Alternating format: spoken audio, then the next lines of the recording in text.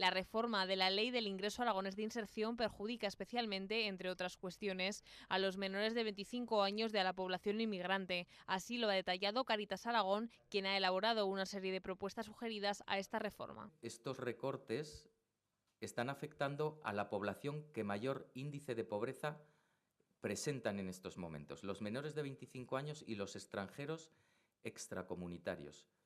Estos son los colectivos que mayores índices de pobreza están dando en este momento en Aragón.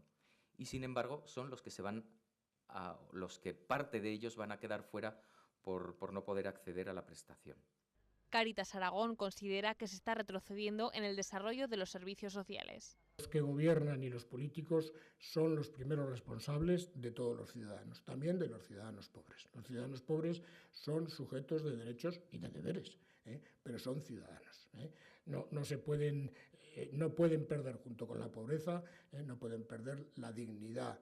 Los parlamentarios aragoneses conocerán este martes el informe que detalla dicha realidad y que ofrece propuestas de mejora del proyecto de ley.